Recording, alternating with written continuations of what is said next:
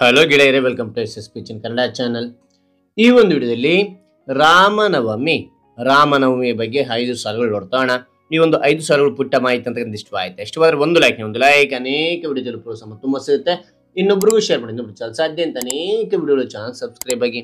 ಹಾಗಾದ್ರೆ ಈ ಒಂದು ಮಾಹಿತಿ ಬಗ್ಗೆ ತಿಳಿತೋಣವಾ. ಮೊದಲನೇ ಪಾಯಿಂಟ್ ನೋಡಿ, ರಾಮನವಮಿ ಹಿಂದೂಗಳ ಪ್ರಮುಖ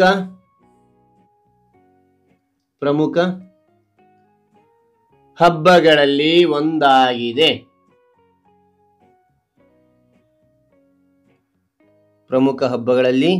ಒಂದಾಗಿದೆ.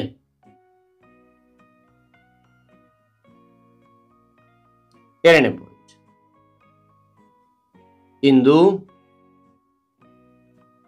ಶ್ರೀರಾಮಚಂದ್ರರ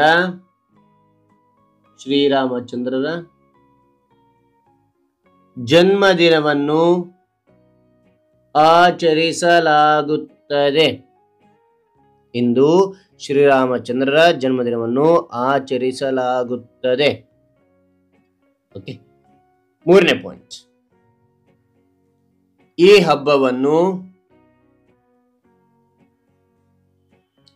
ಹಬ್ಬವನ್ನು ಭಾರತದಲ್ಲಿ ಅಲ್ಲದೆ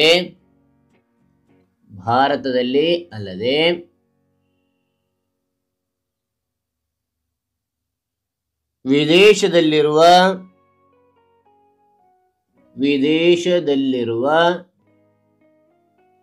ಭಾರತೀಯರು ಕೂಡ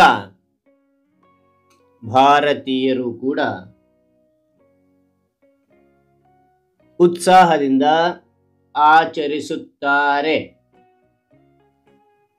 ಈ ಹಬ್ಬವನ್ನು ಭಾರತದಲ್ಲಿ ಅಲ್ಲದೆ ವಿದೇಶದಲ್ಲಿರುವ ಭಾರತೀಯರು ಕೂಡ ಉತ್ಸಾಹದಿಂದ ಆಚರಿಸುತ್ತಾರೆ. ಓಕೆ. ಅನಂತರ ನಾಲ್ಕನೇ ಪಾಯಿಂಟ್ ನೋಡಿ, ಈ ದಿನ ರಾಮನ ಕೀರ್ತನೆ, ಭಜನೆ ಮತ್ತು ಭಕ್ತಿ ಗೀತೆಗಳೊಂದಿಗೆ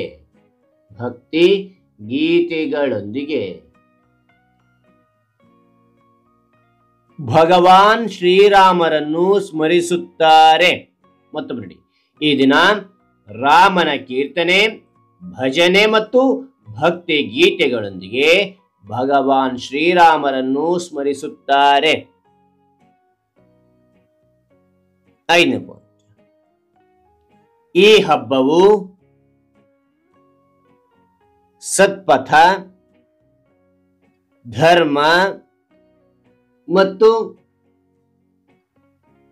ನೈತಿಕತೆಯ ಮಹತ್ವವನ್ನು